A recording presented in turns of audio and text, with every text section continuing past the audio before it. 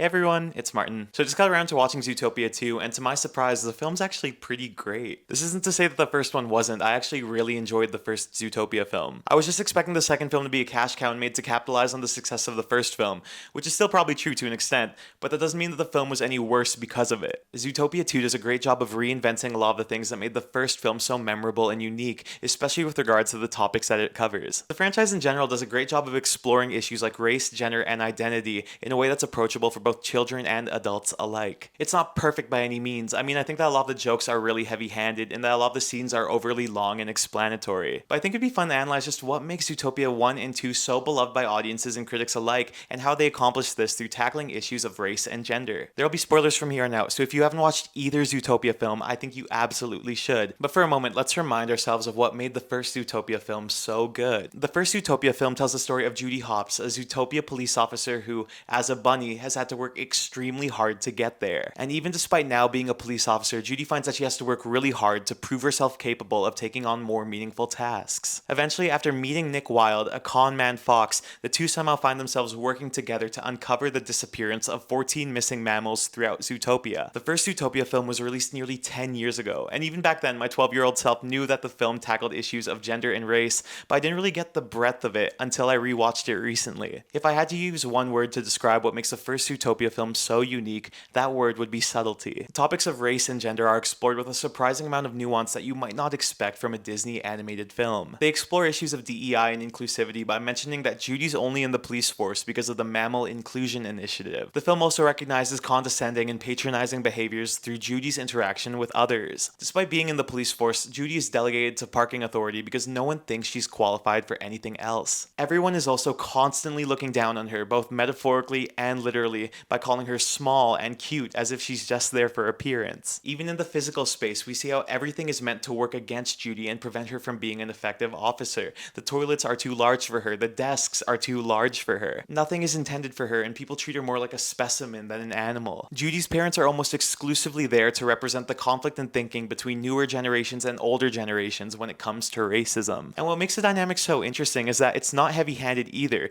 Judy's parents aren't malicious or discriminatory just for the sake of being discriminatory. They mean well, but they overgeneralize and stereotype others based on their individual experiences and what they've been told to do. They tell Judy to beware of all predators and carry around fox spray. They mention how they're friends with predators, but still hold them in contempt just because of who they are. Mind you, I haven't even gone to the most obvious aspects of the film that tackle racism, like how everyone's constantly discriminating against Nick because he's a fox, and all the great subtext that comes from that. To me, the film really withstands the test of time. It looks just as good and is just as rewarding to watch now as it was back then. Now, before I accidentally go into full-on analysis of the first Zootopia film, this is all to say that the second film had a lot to live up to. And with Disney's recent track record of making bad sequels just for the sake of making money, I was kind of pessimistic. But Zootopia 2 is actually pretty great. It might actually be better than the first film. Zootopia 2 follows the story of Judy Hopps and Nick Wilde as they navigate their new partnership as officers in the ZPD. And similarly to the last film, Judy and by proxy Nick are still desperate to prove themselves as capable police officers. Eventually, after having semi-successfully, semi-unsuccessfully captured a smuggling anteater,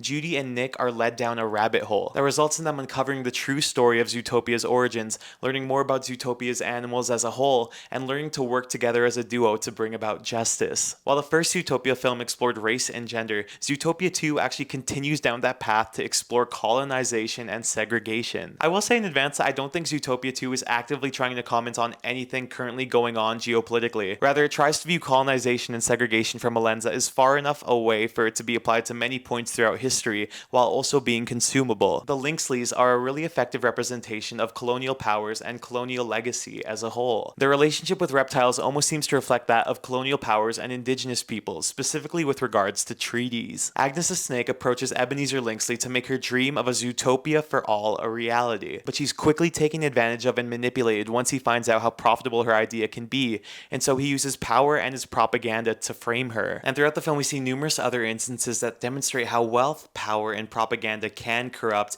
and have corrupted Zootopia in the past. It's implied that Mayor Winddancer was only elected as mayor because of the Lynxleys. The Lynxleys are really easily able to frame Nick and Judy as murderers through the news, and they're even able to take control of and weaponize the police force. To me, the most interesting example of this is Marsh Market, this segregated neighborhood that's almost entirely made up of semi-aquatic and aquatic animals. The neighborhood exists almost almost entirely in a silo and acts as a refuge for reptiles and other animals that were shunned by Zootopia in the past. They have their own unique culture, they have their own unique ways of communication. Yet despite being disadvantaged and held in contempt by the rest of society, they do their best to function and flourish among themselves. I love the Marsh Market scene. I love its design and how different it is from the rest of Zootopia, and I like how they pay homage to prohibition bars in the reptile hangout scene. And most of all, obviously, I think it fits really well into the story. The treatment of Marsh Market as a segregated area is further reinforced when the Linksleys, as a final threat, command others to finally complete the expansion of Tundra Town, aka take out,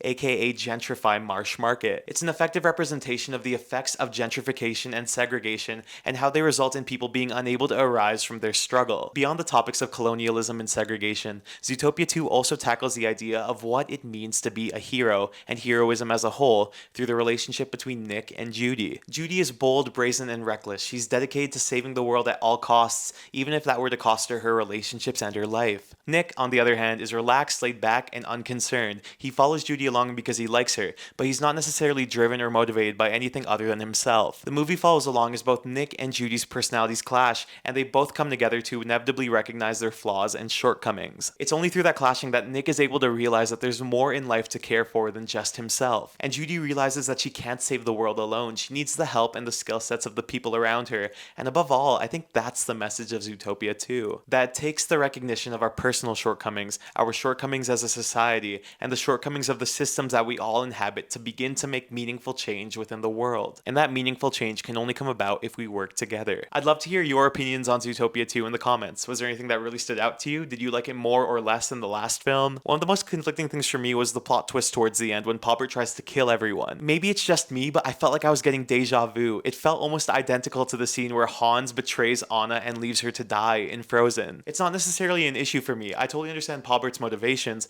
I just thought it was a bit uncanny. If there's anything that you want me to review in the future, let me know in the comments below, and please be sure to like and subscribe if you haven't already. Thanks so much for watching, and I hope you have a great day.